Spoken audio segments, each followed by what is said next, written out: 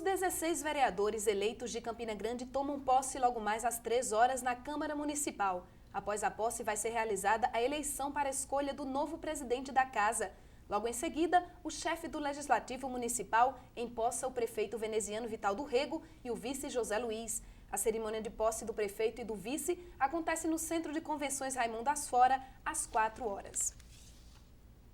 E nós vamos conversar agora com um dos maiores especialistas em pão no Brasil, o campinense Augusto César de Almeida, que acaba de lançar um livro sobre a história da panificação brasileira.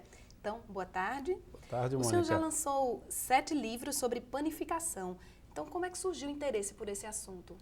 Eu tive a oportunidade, Mônica, de fazer um curso com um dos maiores especialistas em panificação do mundo, o professor Raymond Calvel, um francês que tem feito trabalho em todo o mundo na área de panificação. E esse aprendizado me envolveu bastante. Certo. No caso, o senhor aborda nesse livro, é um assunto generalizado em relação à panificação, nesse livro atual? Esse 7º livro, ele traz uma nova perspectiva de algo que nunca foi escrito na panificação do Brasil, que é a história. O que a gente tem visto no Brasil é se perder bastante a memória do que foi feito no passado. E na panificação não é diferente. Em Campina Grande a gente tem um exemplo muito interessante, que é a Padaria das Neves. Ali, para mim, eu conheci muito a Padaria das Neves, o quanto tinha de história ali dentro, fazendo as bolachas, fazendo produtos antigos em fornos de alvenaria. Tudo isso desapareceu. E isso aconteceu em todo o Brasil. Então, o livro é um registro dessa história desde o período do Império até os dias atuais.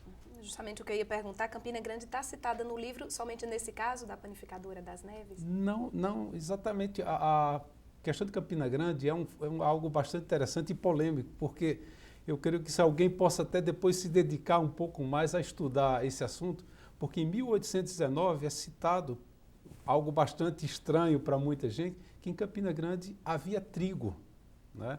Em 1939, um viajante francês, também passando por essa região, ele verificou a quantidade de trigo que se plantava na região. Então você percebe um período longo onde se tinha plantações de trigo. E aí eu brincaria até com você, dizendo assim, de onde será que veio o nome Campina Grande, né? Será que era da grande quantidade de trigais que existia na região, talvez aquelas paisagens verdes existentes na região?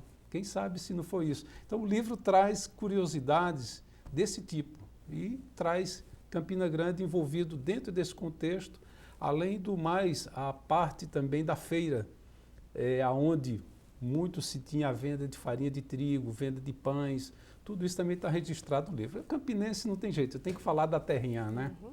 Nesse caso, o pão no Brasil passou por modificações?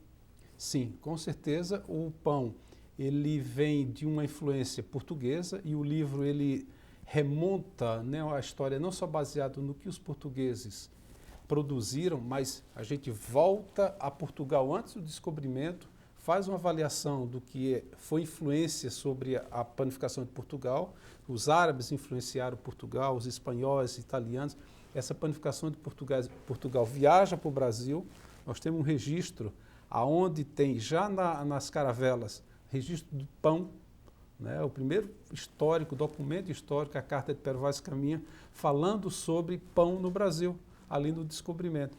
E a gente percebe que no decorrer do Império, colônia, a República, todas as transformações e influências que ocorreram políticas e sociais sobre a panificação, elas influenciaram na qualidade, no aspecto, na forma da padaria, na forma do pão, e foram mutações que foram ocorrendo. Inclusive, como eu sou engenheiro, né, e tenho essa especialização em panificação, a gente percebe também a mudança nos métodos de produção do pão. Então, justamente, o senhor como pesquisador, com a avaliação, por falar em qualidade, né, também com a avaliação do pão produzido no Brasil? A gente tem muito na panificação o foco no pão francês, né, no que se chama pão francês.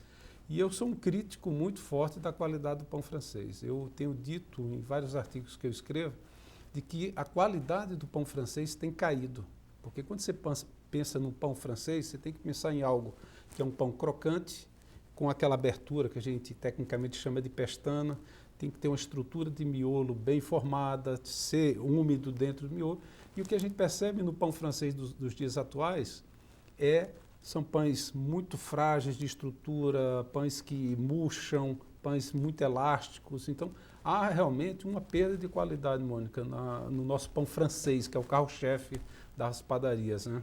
Mas no Brasil, em relação a consumo, o brasileiro deixou de consumir pão, está consumindo menos pão, aliás, por conta de constantes aumentos do trigo? Há essa redução de consumo ou não? Não se pode atrelar, vamos dizer, o consumo de pão a aumentos no preço do trigo. Não haveria essa correlação. O crescimento do pão no Brasil, o consumo de pães no Brasil tem sido vegetativo, né? Agora, isso mais decorrente das alternativas de produtos concorrentes com o pão. Então, hoje você vai num supermercado, vai numa padaria, a variedade de produtos que concorrem com a opção pão são muito grandes. Então, isso requer de que o panificador melhore cada vez mais o seu portfólio, melhore cada vez mais os seus produtos produzidos na padaria, para atender os consumidores de forma adequada, né?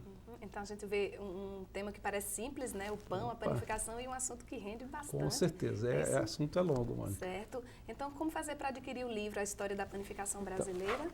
O livro, ele, como eu falei há pouco, ele é um livro inédito no Brasil.